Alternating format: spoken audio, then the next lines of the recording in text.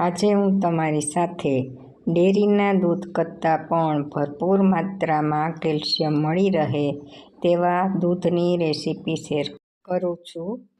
Health એક્સપર્ટના મતે અહીં હું રાગીનું દૂધ બનાવી રહી છું. એટલે એ લોકો એમ કહે છે કે રાગીમાં B1, B2, B6 અને vitamins, calcium, iron, folate, manganese, phosphorus, potassium, zinc, magnesium બધું ભરપૂર માત્રામાં આવા પોષક તત્વો આવેલા છે. તો ચાલો આજે આપણે બનાવીએ રાગીમાંથી દૂધ. અને સાથે મેં નેચરલ નાળિયેર, લીલું જે નાળિયેર આવે છે તેને ક્રશ કરીને તેમાંથી પણ દૂધ બનાવ્યું છે અને તેને આપણે રાગીના દૂધમાં મિક્સ કર્યું છે. બીજી અન્ય વસ્તુઓ ઉમેરી અને તેનું આહારમાં સેવન કરી શકો છો. અહીં મેં નાની વાટકીના માપ પ્રમાણે અડધી વાટકી જેટલી રાગી લીધી છે અને તેને આ રીતે સરસ પાણીમાં નાખી અને મસળી અને 3 થી 4 વખત આપણે પાણી ધોઈ અને આ રીતે પાણી કાઢતા રહેવાનું છે. તો તેની અંદર જે ફોતરી છે કે ધૂળ છે કે ઉપરનો જે કાંઈ પદાર્થ ચોટેલો હોય તે બધું આ રીતે 3 થી 4 વખત ધોસી એટલે બધો કચરો છે એ નીકળી જશે. આ રીતે હું 3 થી 4 વખત એને ધોઈ લઉં છું. રાગી ખાવાના ઘણા બધા ફાયદા છે. જેમ કે ડાયાબિટીસના દર્દી જો રાગીનું સેવન કરે તો તેનું કોલેસ્ટ્રોલ લેવલ છે એ કંટ્રોલમાં આવે છે. આથી તેઓ સ્વાસ્થ્યની દ્રષ્ટિએ રાગીનો જો યુઝ કરે તો ખૂબ જ તેના માટે ફાયદાકારક. તે વળી આયર્ન અને ઝીંકથી પણ ભરપૂર છે. માટે વાળ ખરતા અટકાવવા અને વાળના વિકાસને પ્રોત્સાહન આપવા માટે આ બંને મહત્વપૂર્ણ ખનિજો રાગીના સેવનથી આપને મળી રહે છે. તો આ રીતે મેં 4 વખત આ રીતે ધોઈ લીધી. તમે જોઈ શકો છો પાણીમાં કેટલો કચરો દેખાઈ રહ્યો છે. હવે આપણે તેમાં બીજું થોડું પાણી ઉમેરી અને તેને આખી રાત માટે પલળવા માટે મૂકી દઈશું અને સવારે તેમાંથી આપણે દૂધ બનાવશું.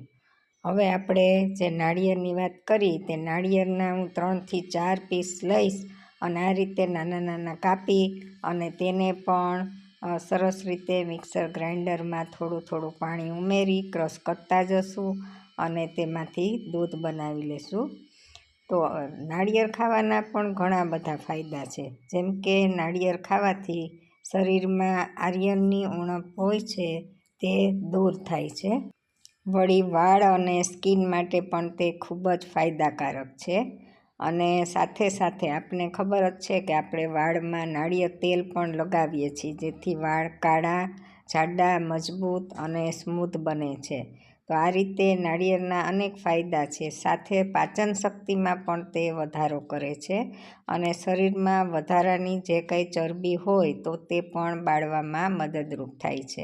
તો આ રીતે નાળિયેરને મિક્સર ગ્રાઇન્ડરમાં ક્રશ કરી તેમાં પાણી ઉમેરતા જવાનું અને 2 થી 3 વખત આ રીતે ગરણામાં ગાળતું જવાનું અને ફરીથી તેને તે પલ્પમાં થોડું પાણી ઉમેરી અને ફરીથી ક્રશ કરી લેવાનું. તો અહીં 1 ગ્લાસ જેટલું તેનું દૂધ બન્યું છે. હવે આપણે રાગીને પણ એનું પાણી કાઢી અને તેને મિક્સર ગ્રાઇન્ડરમાં લઈ તેને ક્રશ કરી અને તેમાંથી પણ હવે દૂધ બનાવશું. તો પહેલી વખત જ્યારે આપણે રાગી ઉમેરીએ છીએ ત્યારે એમાં પાણી નથી નાખવાનું. એમનેમ જ તમે ક્રશ કરી લેજો જેથી સરળતાથી સરસ ક્રશ થઈ જાય. હવે થોડું પાણી ઉમેરી અને ફરીથી આપણે તેને ક્રશ કરશું જેથી એક સરખું સરસ મિશ્રણ થઈ જાય અને આને પણ આપણે ગાળી લેશું.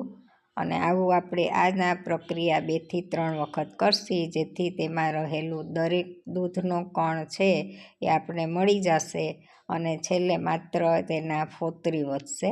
તો આ રીતે 2 થી 3 વખત દબાવી કાઢી અને ફરીથી આ કૂચામાં પાણી ઉમેરી અને ફરીથી આપણે તેને ક્રશ કરી લેશું.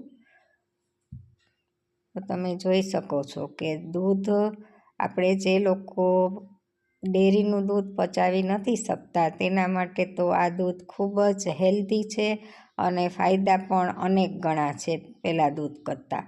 તો આ રીતે જો બનાવીને આપણે ભોજનમાં કે કોઈ પણ રીતે તમે પી અને તેની સ્મૂધી બનાવીને પણ લઈ શકો છો. કોઈપણ રૂપમાં રાગીનું દૂધ છે એ ખૂબ જ ફાયદાકારક છે અને 40 વર્ષની ઉંમર પછી લગભગ દરેક વ્યક્તિના હાડકાં નબળા પડવા માંડે છે. તો આમ તો નાના બાળકોથી લઈને દરેક માટે ફાયદાકારક જ છે, પણ 40 વર્ષથી ઉપરના દરેક વ્યક્તિ જો આ દૂધનું સેવન કરે તો જે ડેરીમાં દૂધ મળે છે એના કરતાં સસ્તું પણ છે અને ફાયદામાં તો એના કરતાં અનેક ગણા ફાયદા આ દૂધમાં વધારે મળી રહે છે. હવે જુઓ, મેં 3થી 4 વખત આ રીતે ગાળી લીધું તો પાછળ હવે માત્ર એના ફોતરા એટલે કે કૂચા વધ્યા છે અને આ કૂચાને પણ હું ઝાડના છોડમાં નાખી દઈશ જેથી તેનો ખાતર તરીકે ઉપયોગ થાય છે.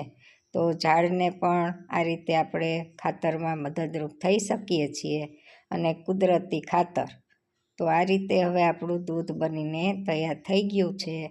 તો આ રાગીનું દૂધ છે અને પેલા ગ્લાસમાં મેં જે નાળિયેરનું દૂધ બનાવીને રાખ્યું હતું તેને હવે આની અંદર હું મિક્સ કરી દઈશ અને આ બંને દૂધમાં પોતાની કોઈ ફ્લેવર નથી, એટલે અહીં મેં ચોકલેટ સિરપ છે એને થોડું લિક્વિડ કરી અને પછી આ રીતે ગ્લાસમાં ડેકોરેશન માટે લગાવી લઉં છું અને જરા વાર પછી તેમાં આપણે દૂધ ભરી અને જો બાળકોને તમે આ ડ્રિંક્સ આપશો તો હોંશે હોંશે તે પી લેશે, કેમ કે બાળકોને ચોકલેટ ફ્લેવરની બધી વસ્તુ ભાવતી જ હોય છે.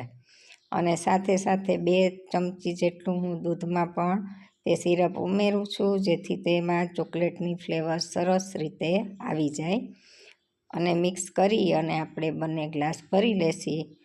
તમે ઈચ્છો તો અહીં કોઈ પણ ફ્રૂટ જેમ કે કેળું છે, સફરજન છે, બધું નાખી અને તેને મિક્સરમાં ગ્રાઇન્ડ કરી અને તેની સ્મૂધી બનાવીને પણ પી શકો છો. સાથે સાથે તમે ડ્રાય ફ્રૂટ્સનો પાવડર ઉમેરીને પણ લઈ શકો છો.